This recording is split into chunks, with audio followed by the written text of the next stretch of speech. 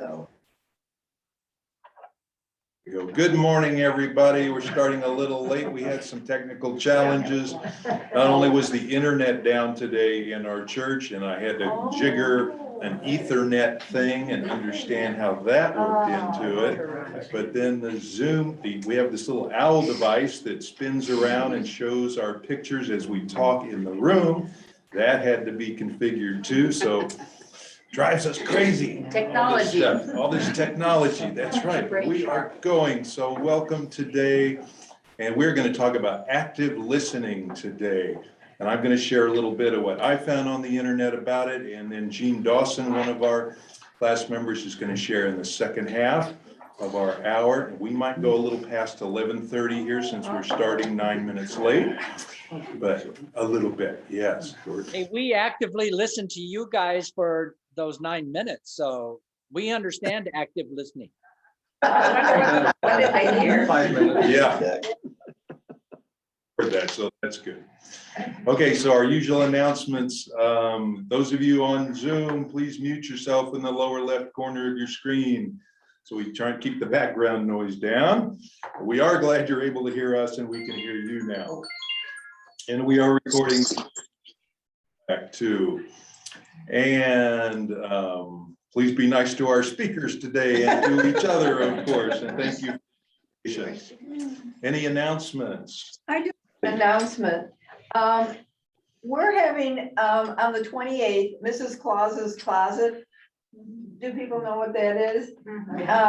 Okay, and we need you to bring things in for Mrs. Claus's Closet until the 27th. So if you have any Christmas things or things that you don't want anymore, and decorations and even jewelry and all that, you know, like house things or pictures, whatever, little ornaments, all that, any kind of Christmas stuff, and regular things too, that if you've done a house cleaning. So you can bring them in up till the 27th, we're setting up. So if you bring them in, they go in the office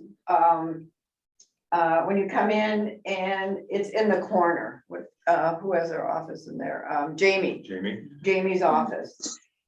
You know, feel free to put stuff in because we do need stuff for Mrs. Claus's Closet, where the kids come and buy things, we wrap them, and adults come and buy things too that they like from each other. So, and you know, the prices are really low. So please bring in what you have because we really appreciate it. Yes. Great, thank you, Susan. Linda, go ahead. Want Christmas Yeah. lights? I have a grandson who's No. interested Yes. in talking to a research scientist.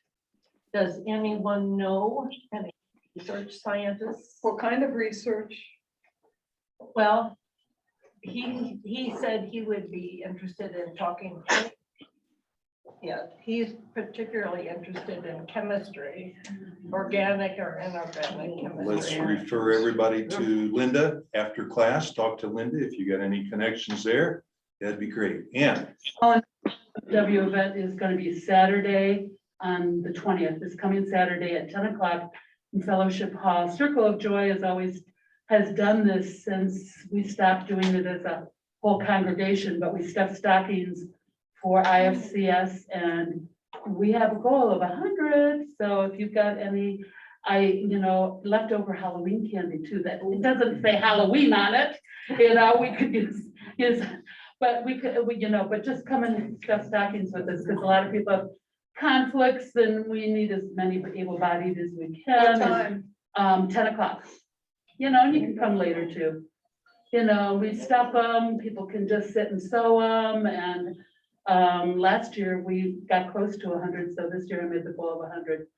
And IFCS, we've been doing this for years since the church doesn't do it, and it's just a fun project that our circle has done. And we stuff it with fun little toys and gifts and some candy, but and just things that they need too, like even toothbrush and toothpaste and whatever, but anyway, feel free to join us, even though you're not in UMW, and feel free to come Okay. to any of our events too, it isn't just for UMW people. Do you need supplies for those or do you have supplies? Oh, the more the better, Okay. because we never know, we just bring everything together. Okay.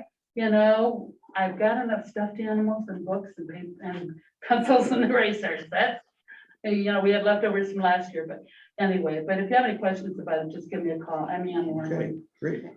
Lots going on at the church. Okay, Okay, last just- one. All right, Vicky. just a reminder about the Christmas party. I need to ask, is 6 or 6:30 a better time for people? 6. 6? This Okay, is an then, early crowd. okay, so because one thing says 6 and one thing 6:30, so we're gonna say 6, so will you send that out that Sure. it's 6? There is a sign up on Sign Up Genius, but if it's full, just bring what you want, okay? Because as long as we've got what we've got signed up for covered, then we'll be good. So, okay, all right. And we'll probably be done by 9, so everybody can get home, get to bed, right? Everybody left at 8:30. And it's a white, yeah, it's a white elephant gift. If you bring one, you get one. If you bring 2 as a couple, you get 2 as a couple, and then we'll have a couple guessing games and trivia, so It's anyway, fun. yeah, it's fun. Sunday, isn't it? It's on Sunday, Sunday yeah, night, the Sunday. 12th, and it's at Galloway's house. Oh. Okay, okay, let's jump into it. Active listening. Gene sent me a New York Times article that I'm going to reference some weeks ago that said, everybody talks about speaking classes and Toastmasters, and you learn how to talk and give speeches and present classes, but who talks about listening, active listening? But in recent years, it really has become a more popular topic. And so I thought, what a good idea for us, especially as Christians, we're supposed to be encouraging and supporting and listening. And my wife often says to me, "You're not listening to me." So I thought, what a good time to tell her that I'm focused on that kind of thing. I'm watching you. You're looking I'm at me. thinking, I'm looking. So let's go over some of the basics of what people are talking about today with this. And so I'll talk for a few minutes and you all jump in when you have something to share. And I'll ask you about questions like, who doesn't listen to you? And do you think you're a good listener? And what are the benefits of really active listening? And then Gene will share a few scenarios also. Okay, so I want to just go through a few of these things. Of course, the Bible has things on listening. James 1:19 says, "Beloved brothers, let every person be quick to hear, slow to speak, and slow to anger." So in the very beginning, we thought about that. This is Dietrich Bonhoeffer, the pastor from Germany in World War II, who was hung by the Nazis. He had a book called Life Together and a chapter called The Ministry of Listening. And in that, Bonhoeffer says, there is a kind of listening with half an ear, presumes already to know what the other person has to say. This is an impatient, inattentive listening that is only waiting for a chance to speak. Half-eared listening despises the brother and is only waiting for a chance to speak and thus get rid of the other person. Poor listening rejects, good listening embraces. Poor listening diminishes the other person, while good listening invites them to exist and to matter. Bonhoeffer writes, just as love to God begins with listening to his word, so the beginning of love for the brethren is learning to listen to him. And finally, Bonhoeffer says, there are many times when listening can be a greater service than speaking. There will be days when the most important thing we can do is square our shoulders to someone hurting, lean forward, make eye contact, and hear their pain all the way to the bottom. Bonhoeffer warns, he who can no longer listen to his brother will soon no longer be listening to God either. Pretty powerful, I thought. Categories of listening that are in the books and articles today: listening to other people. You got to focus and care and ask. Don't be in a hurry, and then follow up if there's something from your conversation. Listening spouse and family is an even higher duty than other people. Listening to sermons, there's a whole art to that, following the words, linking ideas, takeaways like our Pastor Mark does, and then compliment your pastor and tell him you listened and you understood. Listening to God's small voice, the leading when God is talking to you. And I'm going to give you an example a little later about a pastor in an airport who really had a compelling story about that. Listening to music, do you listen to the overall song or the individual parts?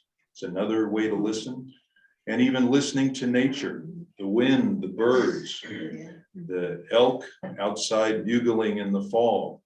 Do you really listen and appreciate that? So those are just some of the categories that they talk about today.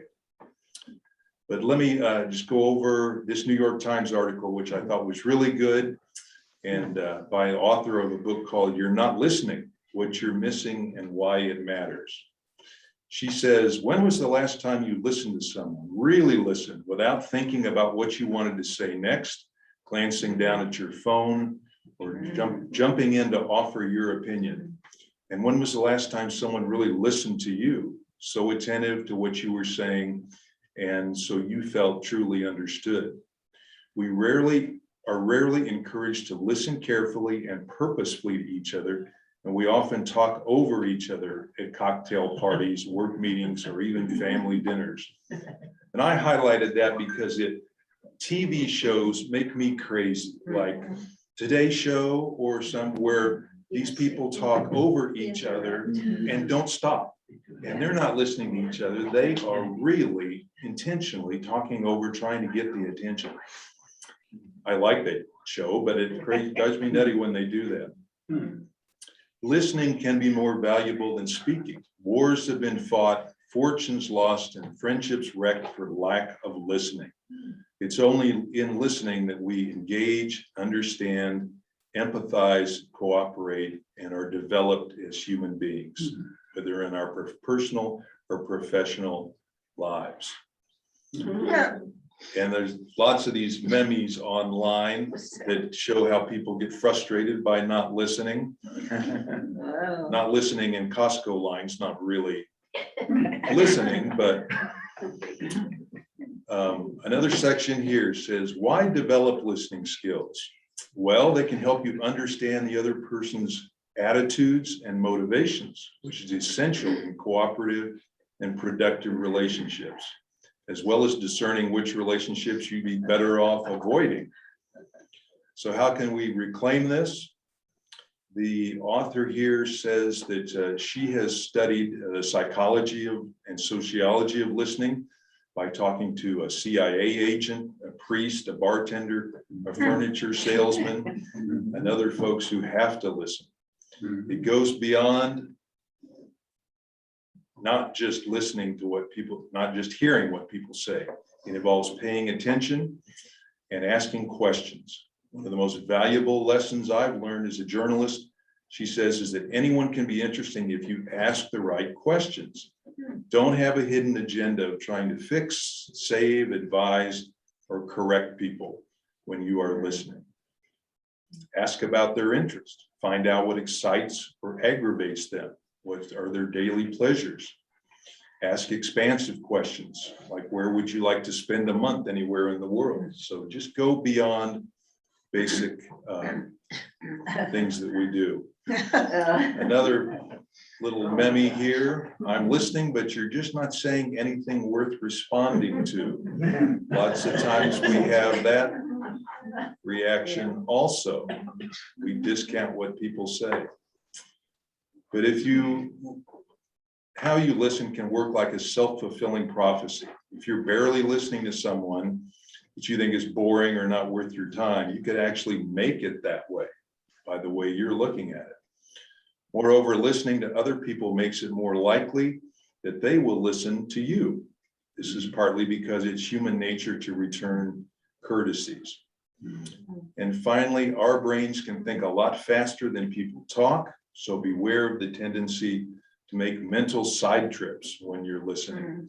Smart people are particularly apt to get distracted by their own galloping thoughts. They are also more likely to assume they already know what the other person's going to say, so their thoughts are way ahead. Okay, well, let me stop there and just see what you think about this topic. What did you think when you read we were going to talk about this today? Good topic? Are you connecting with this? Do people not listen to you, do you feel like? Anybody jump in? Yes, sir. Okay. I'm an educator, been one for, I don't know how long. Anyway, I was a second year principal in a school, and the music teacher came up to me and wanted my advice. And so I was sitting there and I was kind of listening, you know, and so forth and so on. And I think I said something, maybe one or two sentences, you know, and she went on and on for about 15 minutes. And finally she said, well, thank you for listening to me. I've made my decision. And I thought, I didn't do anything. Just sit there and kind of listen. And that's all it takes most of the time for people to listen, to have you listen to them. You listened all the way to the bottom, as Bonhoeffer said. Right. Yeah. Keith, go ahead. One of the ministries that I think that I was involved in, and as I was making a decision to join the ministry, was the Stephen Ministry program here at St. Andrew.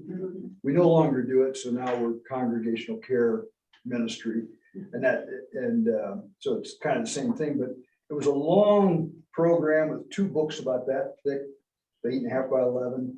That you had to go through the course for, I don't know how long we went through, long time, took forever, a while. But the thing you had that I can't learn everything in these 2 books. But then it became really crystal clear that it was going to be easy and even I could handle it.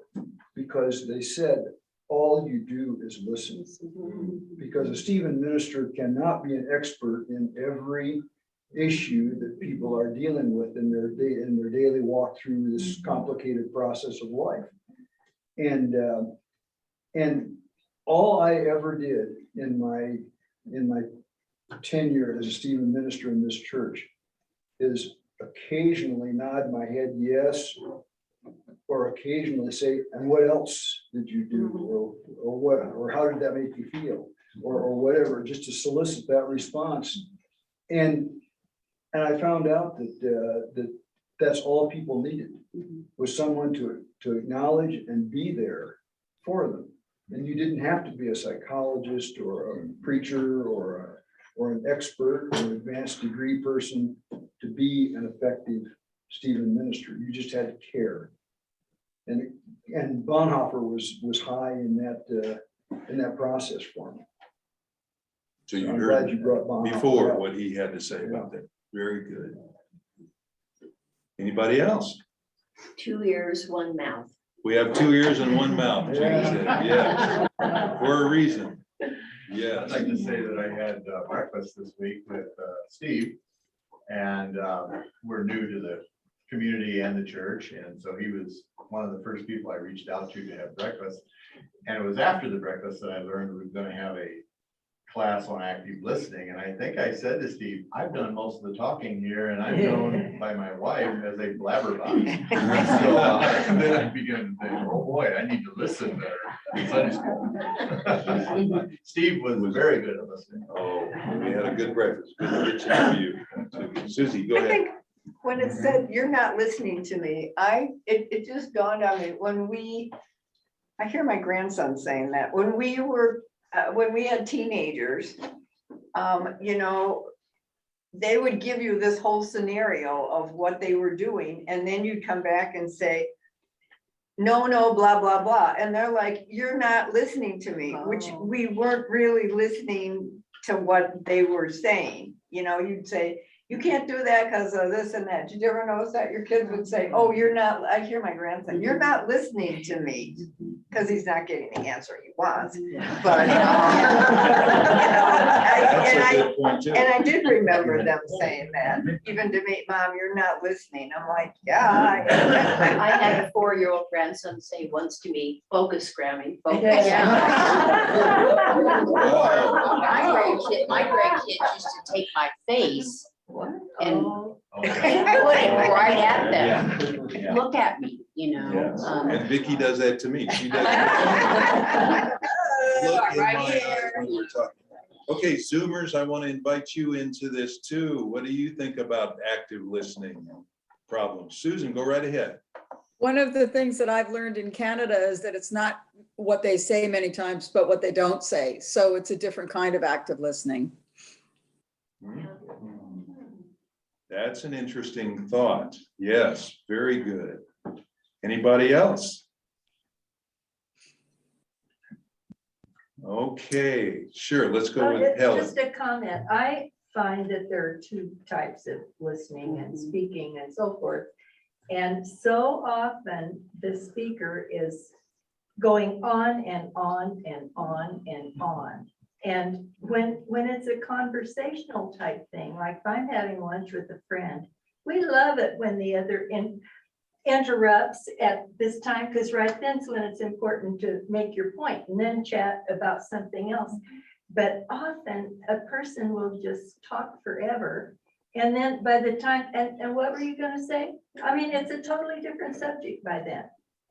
I notice it in classes I've been in. It's like by the time I speak, it's totally different than, do you see what I mean? So the Yes, speaker needs to conversation be- is a the two-way street. conversation goes two ways. Yeah. And particularly Absolutely. with your spouse or someone, that you know real well.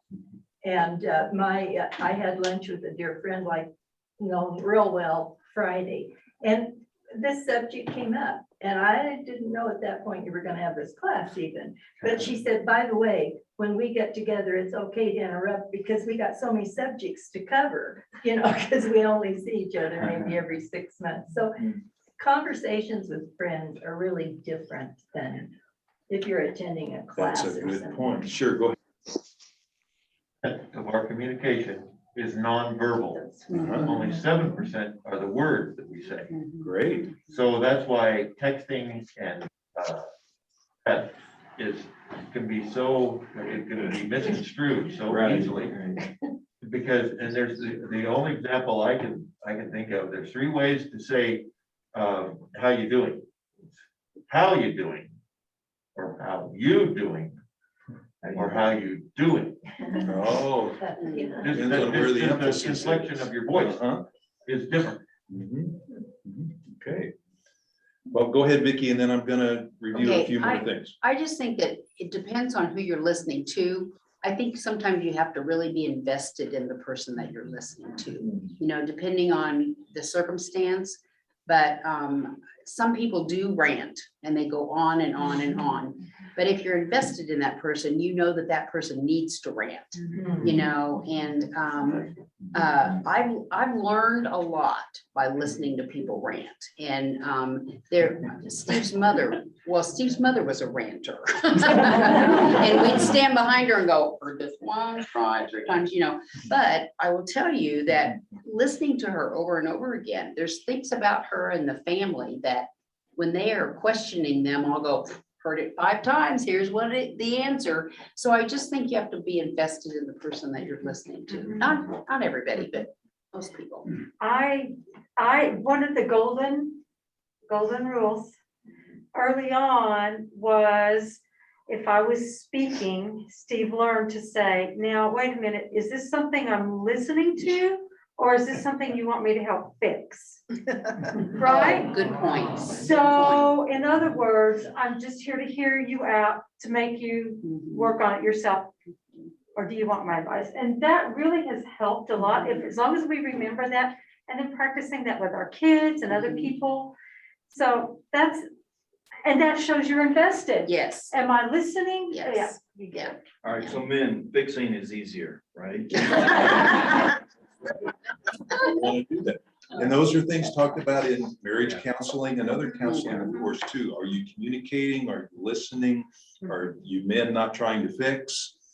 All that too. Or vice Okay. versa. I try Right. to fix. So yeah, asking that question is important. Good point. Okay. Zoomers, are you able to hear us in class when other folks are talking? Susan, thank you, nodding your head. Okay. Let me go over just a few other highlights from another article, this one in the Harvard Business Review. So it's focused on listening for business purposes. This is good listening comes down to doing 3 things: not talking when other people are speaking, letting others know you're listening through facial expressions and verbal sounds, and being able to repeat back what the others have said practically word for word.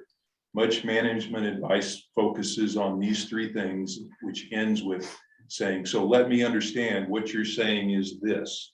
So you confirm what said. Silent nodding by itself does not provide sure evidence that a person is listening. But asking a good question tells the speaker you've not only heard, but you've comprehended well enough to want additional information. While many of us have thought of being a good listener being like a sponge that accurately absorbs what the other person is saying, instead, what these findings show is it's better to be like a trampoline. They are someone you can bounce ideas off of. So make it a two-way street. And of course, this is what a lot of us think about. I know you hear me, but are you listening to me? Am I getting through? And so finally here, a few 6 steps to listening that this article shared before I turn this over to Gene to tell us some of his thoughts. This suggests 6 are level 1, listener creates a safe environment for difficult or complex issues. Level 2, the listener clears away distractions like phones and laptops, focusing the attention on another person. Yeah, doesn't that drive you crazy when somebody's on their phone when they're talking to you? The listener seeks to understand the substance of what the other person is saying, capturing the ideas and asking questions. 4, the listener observes nonverbal cues such as facial expressions, perspiration rates, gestures, posture, and other body language symbols. It's estimated that 80% of what we communicate comes from these signals. You listen with your eyes as well as your ears. The listener increasingly understands the other person's emotions and feelings about the topic at hand and validates those. And finally, level 6, the listener asks questions that clarify the assumptions the other person holds and helps the other person see the issue in a new light. So that's a bit more advanced too, if you're going to try and help somebody see something like that. Do those make sense? They seem like increasing steps where you listen closer, challenge and help them without trying to fix them. Yes. Okay, thoughts about that? I have one. Sue, go ahead, and then Jim. I quit a doctor simply because she sat there at her computer and was more interested in what she put into the computer than listening to me. So. Not giving her full attention to you. Yes, Jim. One of the things that strikes me about the list of 6 things up there is that it seems to me that there ought to be a 7th one, and that is when you give feedback as to what you've heard, to receive an affirmation from the speaker, that's what they really meant to say. Because a lot of times, the listener is going to hear something that the speaker didn't intend. And I've always been told that active listening involves those transactions. And especially in marital counseling or other type of conflict counseling or something like that, because a lot of times people didn't get the right message. Didn't hear it, understand it. Very good. Okay, it's 11:05. Gene, want to share with us a few things? You notice he put this just before Thanksgiving and the Christmas holidays. Oh, good When we're going to be getting together with family members. He doesn't do these things by accident. Vicki, you did more than hair. What did you listen to? Well, Besides hair? one of my comments that I was going to make was that I was very good about, I was very bad, let me start with that, about remembering people's names. Even if I did them every week, sometimes their name would be gone. But they would come in and get in my chair and I can remember saying, how was that coffee that you went to last week? Vicki's gonna. Or more. And so, yeah, you know, I learned to be an active listener that way. And I also learned to turn the focus off of me onto them, because I've heard a lot of hairdressers talk only about themselves. And I didn't want to do that. So I turned the focus onto them. And so it was more than, yeah, I had a hard time remembering names, but I could tell you if they'd been to a doctor's appointment, or if they'd been, you know, out of town, or if they had an accident or whatever, you know, I'd ask them a detail about that. And then I walk up to put their name on the book and I go, oh gosh, I forgot their name. Lady with red hair. Lady with flip, lady with, but yeah, it was a. Do you think that increased your customer base or kept your customer base stable? Your ability to listen? I think it helped. I think it helped. I think I think it helped. Yeah.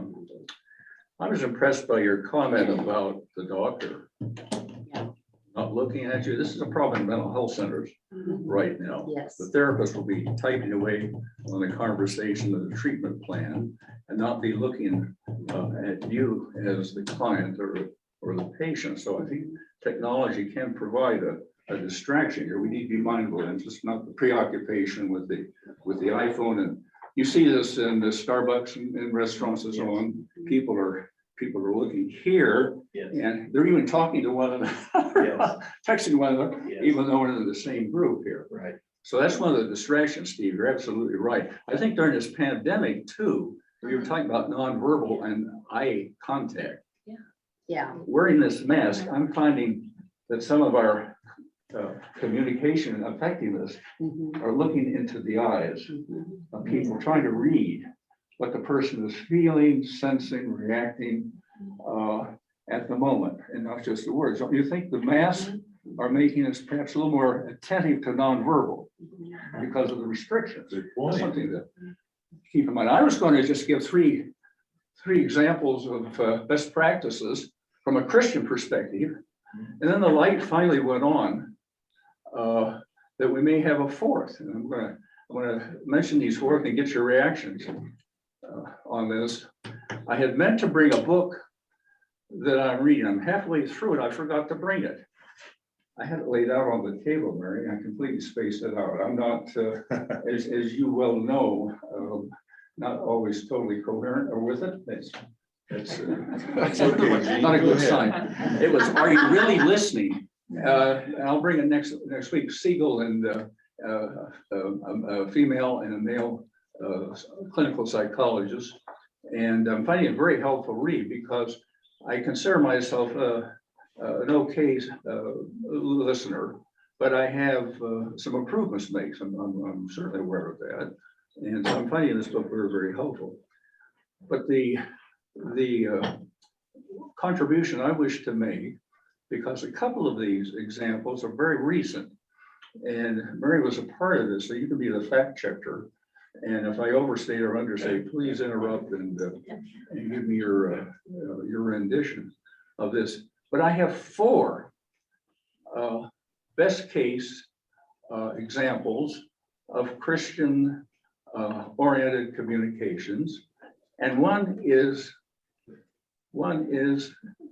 this class, Contemporary Issues, and Steve Baskett as the facilitator listener. Now, Steve, what a little feedback from the class here. Why is Steve so good at what he does? We've had the most contentious, controversial topics you can possibly imagine for those of us who've been on board for a few years, and how these contentious, certainly emotional latent issues are dealt with. Why is Steve so effective? Journalist. Let's hear some comments here. He's a trained journalist. What's this? He's a trained journalist and been doing journalism his whole life. So what does that mean, Steve? It means that he has to think and he has to listen and he has to write. He's got excellent English skills. And he knows what questions to ask. He knows what questions to ask. Some more feedback? He's in control. You know what I mean? Like, but he's quiet about it. No, we're not gonna have an argument over this. Everybody gets to say what they want, Yeah. you know, and it just kind of, but no arguing, you know, you're like, okay, whatever you say, you know, I mean, it just Oh, thank you. brings you to, you know, down that level, because sometimes, you know, you get real mad about stuff, but, you know, he do. brings it down. And he was dealing with a crisis here. We weren't connected to the internet and we couldn't get the logistics here to get going. He was able to call Steve in for the rescue work. But the demeanor and the relaxed atmosphere creates a mood for conversation. And even though we've had some extremely contentious topics that we have digested and regurgitated and thought about, it's been in a relaxed manner, calmly orchestrated, so that people had a chance to give their perspective and with a little criticism to that perspective. That's very important.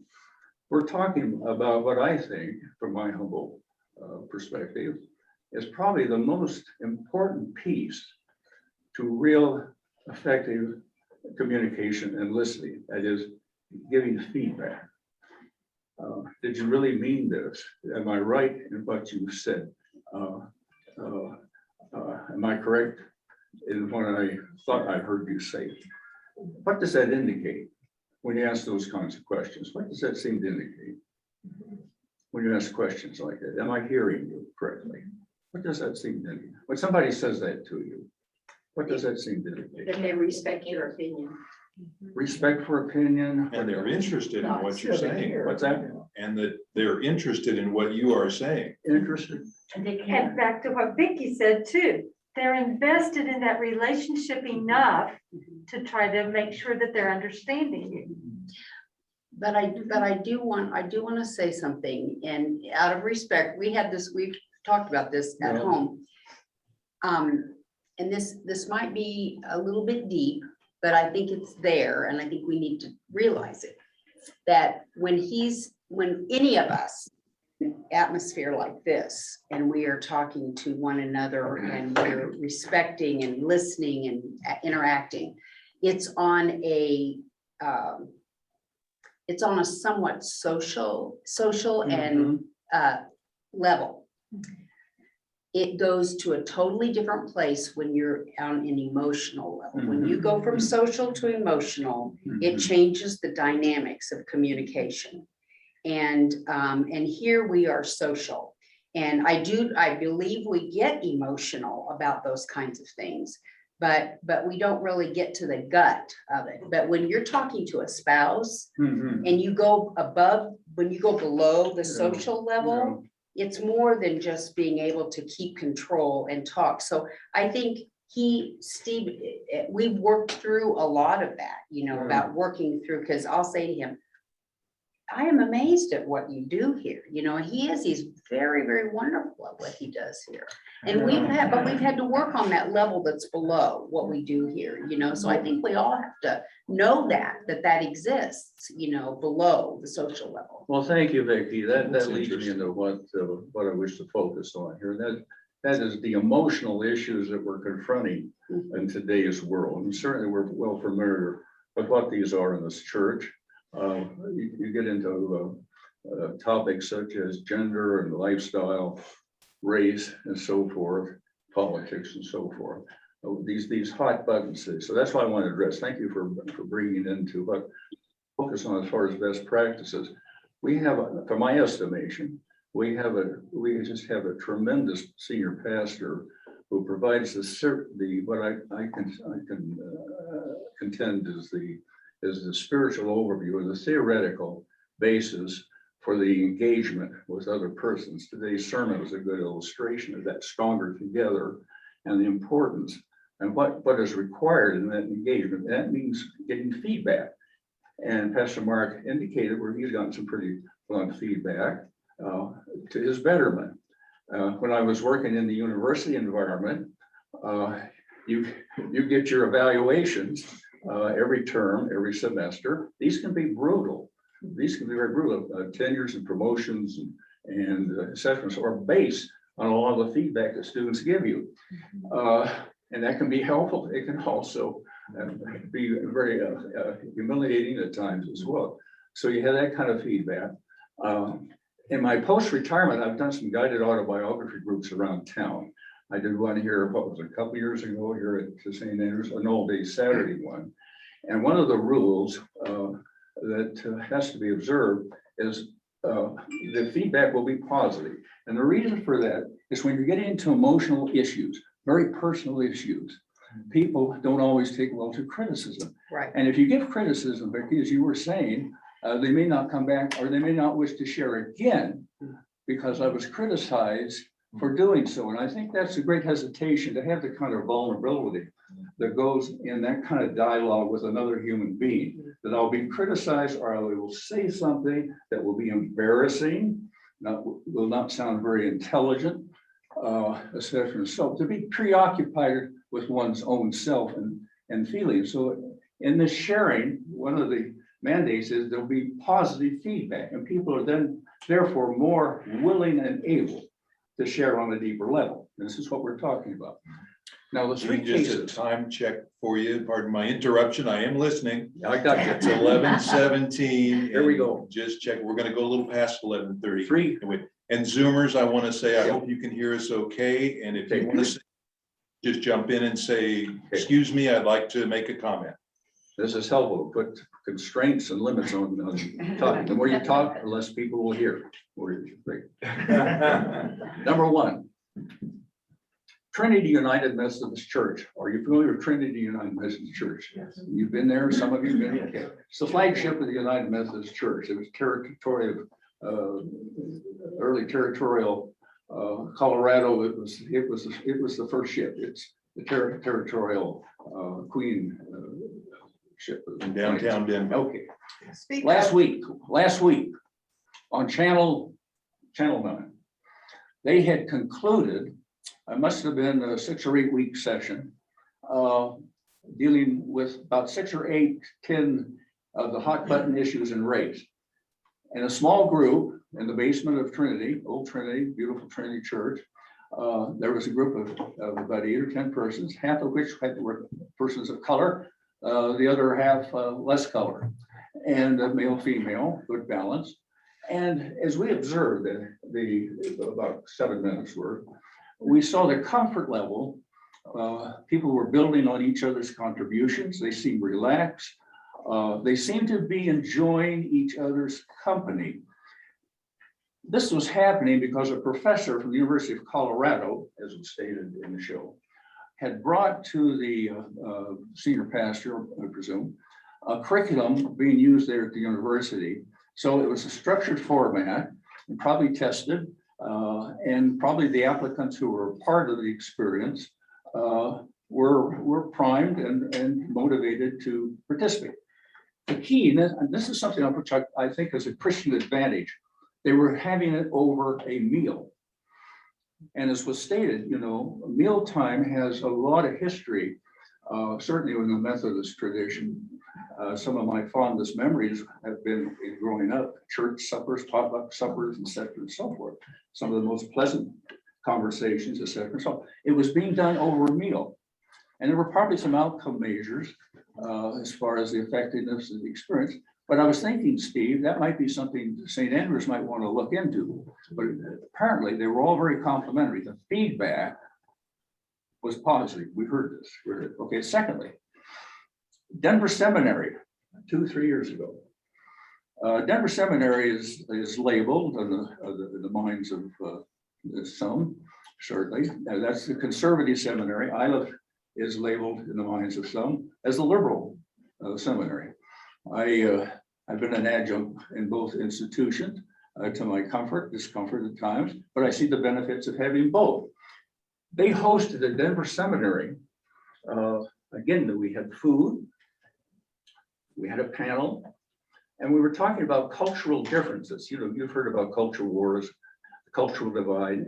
And at that time, it was focused on matters of same-sex, homosexuality, and so forth, but not so much of gay marriage at that time. But anyway, it was orchestrated with a panel, the president of Denver, moderator, very fine gentleman, very intelligent man, I might add. The panel consisted of a Jewish rabbi. She was obviously of the Reformed tradition, a member of the more conservative perspective, and a liberal representative. I'm not sure if it's from the ILO or whatever. But anyway, questions were written down on cards, were passed to certain individuals and given to the panel. The panel was modeling. This is the point I wish to make. We need examples and experiences where we actually see this kind of active listening, Christian-oriented encounter taking place, and it has to be structured because of the emotionality that Vicki was referring to. That is so much a part of human affairs today. So this is an example, I thought, and which I think is obviously an issue for us within this denomination right now, to have an opportunity to listen to our conservative brethren, our more progressive brethren, and to listen deeply with all the issues, with all the component parts that Steve has been presenting here earlier. Very, very helpful here as a reminder of ways to engage with other individuals. The third and final is Martin Luther King. I had the opportunity up close to see King in action, and certainly under very emotional conditions down south, in confronting the Klan. The Klan back in the early 60s, a little more sophisticated today, and Ron Puting has presented on this in the past, a little more sophisticated, but back then, the raging, ranting, the threats, confronting people who just as soon you see you dead as alive is a real test, to say the least. I was so impressed by the sense of inner calm and peacefulness that King was able to portray in the midst of facing an adversary, where he used eye contact. He did not waver. He did not extort violence. If you were to work with King, it was a nonviolent approach. It was, if you didn't subscribe to that, you were out. He was also motivated, and this is the Jesus factor, that he was really personifying the person that we seek to follow by virtue of listening deeply. You know, he was a powerful speaker, but he was also a powerful listener. He's an oftentimes given that kind of credit, but he was a powerful listener. And the reason that King was able to do this, I'm convinced, is because, as you were citing from Bonhoeffer, he was able to focus on the person because King believed that prejudice and segregation was harming not only the oppressed, but also the oppressor. He saw it from both sides. So in my perspective, my way of thinking, this is the Christian orientation, be able to see it from both sides, which means to say that if our role model and our mentor is Jesus, that's making an assumption, I'm sure for some people, but if our role model is Jesus and we try to duplicate that type of behavior, we need to ask ourselves, and this is a discipline. It's not natural. I don't think it just happens. It's a conscious discipline effort. What would Jesus do? How might Jesus respond? And what are the attributes, with maybe 1 minute to go here, what were the attributes of Jesus when it came to listening? What were some of the attributes? Do you consider Jesus an effective listener? If so, why was he? Or why wasn't he? It's a great question. Yeah. Well, he was a gentle,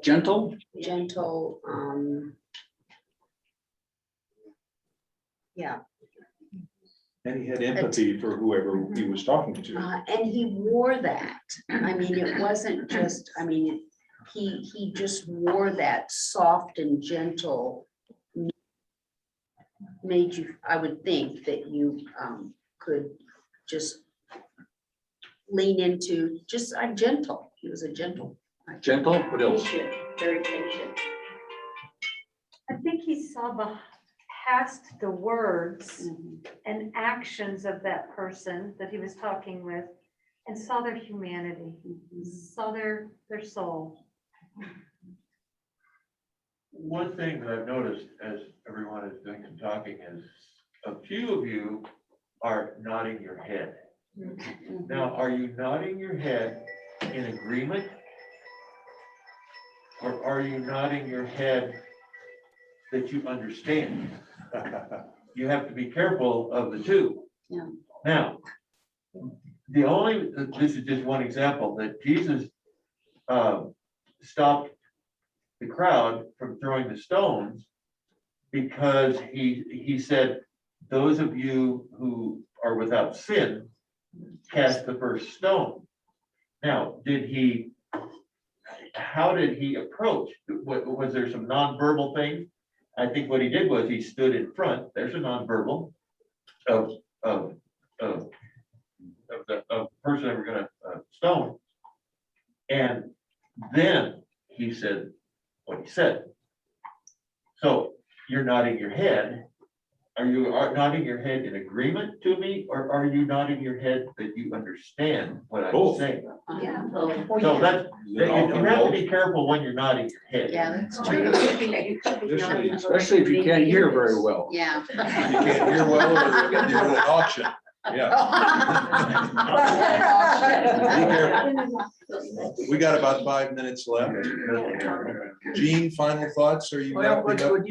do you agree that this has to be intentional today in view of the contentiousness of discourse? And we can get very, very cozy here. We get very close in here with the issues that St. Andrews is dealing with right now, some of these big issues. That this matter of being able to listen to people in the ways that we have been nurtured here this morning, going into those, that there has to be some planning, some preparation.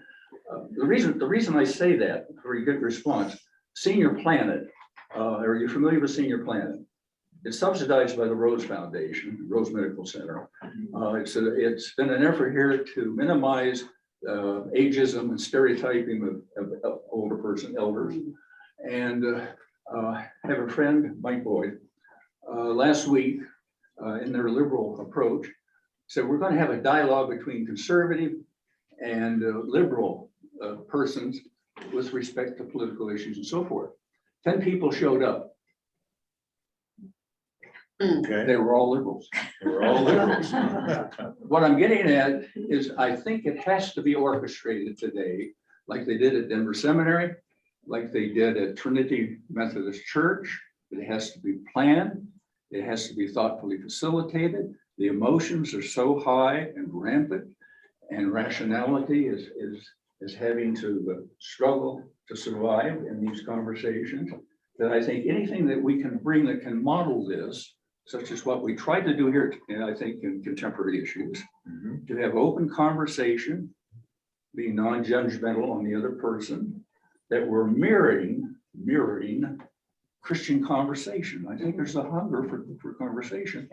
And then when you add food, which has a lot of history in Christian conversation. Martin Luther said, if you feel depressed, gather some friends, go out and have a few drinks and a lot of good food as a way of dealing with your depression.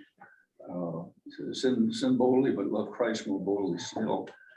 But this matter of having an opportunity to break bread, to eat, and to be relaxed in the conversation of emotional issues facilitates listening.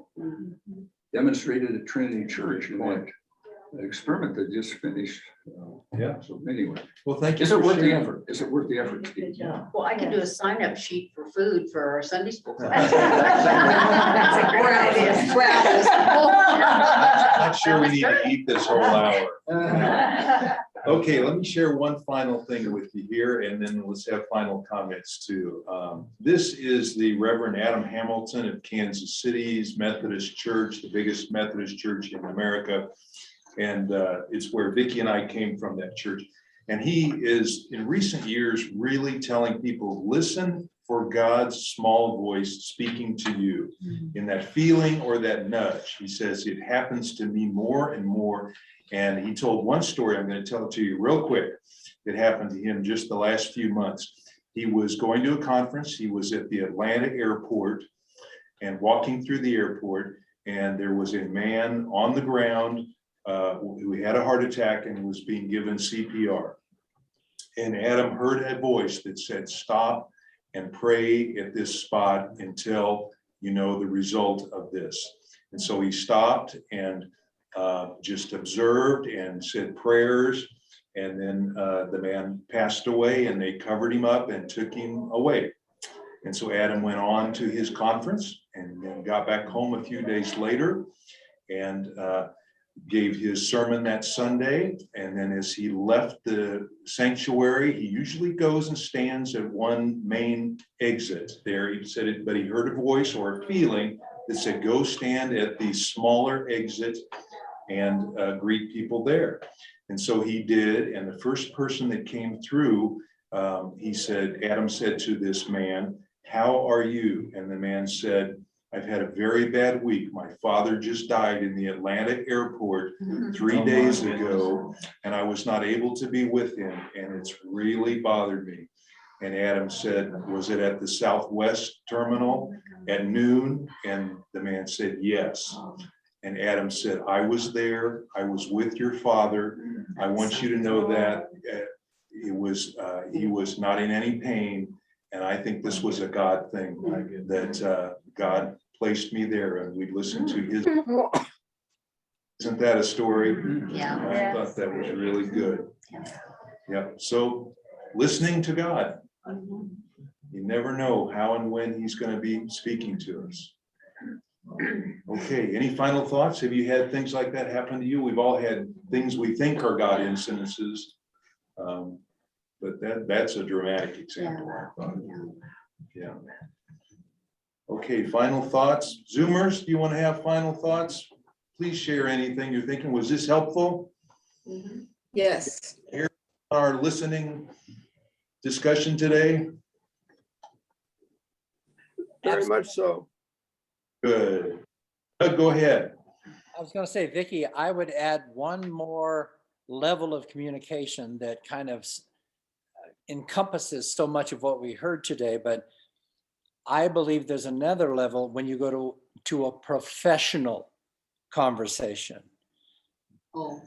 You know, there's you said social and emotional, but I would add professional conversations brings to light some of what we've just been talking here about confirmations, acknowledgement,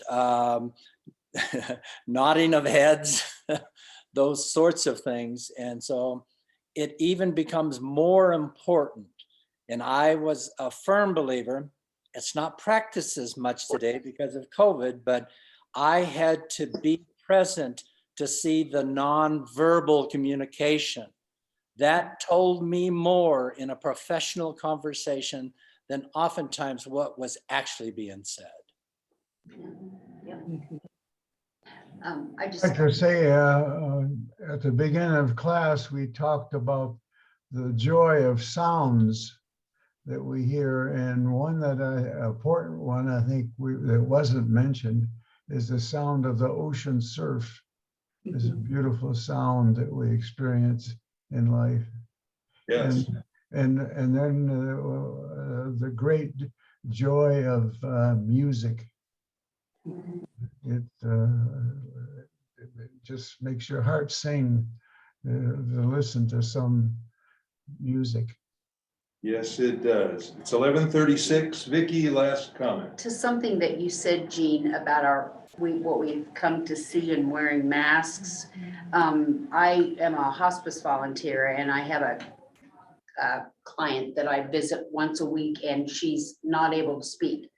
And but I hear her through her eyes, and I journal every week what I'm seeing, you know, and there are weeks when I can see in her eyes it's not a good week, and then there's weeks when I can see that she's smiling and that she's happy and that she's actually communicating with me, you know, through her eyes. But I think that is one thing that's happened with us in wearing the masks, is that we've looked at each other's eyes more. And the eyes are the windows of the soul, you know, they say a lot, you know, so yeah, I think the nonverbal is so important. And I will never nod my head again now without thinking about why I'm nodding. Unless I'm nodding off. Can I do a 30-second example of body language Sure, and go ahead, Karen. nonverbal? So I used to do this at a workshop that I would put on. So everybody take both your fingers and put them up in the air, even on the screen. Take your fingers. Everybody watching? Okay. I would like you to take those fingers and put them on your chin. Your chin? Your chin. Oh, yes. She was listening. Yeah, very Body language, you believe what you see more than you believe what you hear. Yeah, Karen put her fingers on her cheeks, not on her chin. Right. She said, that's what she. Interesting. I said chin, but you saw me do this and so many That's of what we you did what you saw. Interesting. Good, okay. I hope this was helpful today. Next week, I'm gonna do a review of near-death experience books. And we're gonna have two speakers, including Dix, who's sitting on my left. Two folks who have had near-death experiences. They'll tell us about that. And there's obviously the religious connection to this topic, and hope you'll join us next Sunday. Thank you, Lord, for this beautiful group and this conversation. Amen. Amen. Bye. Thank you, Jean. That was very good. That Christian perspective. Yeah. That's important. See you next week. Yeah. Okay, just to hear you. It is why we're here. Sometimes we forget. Oh, yeah. And ask a question about that. I know.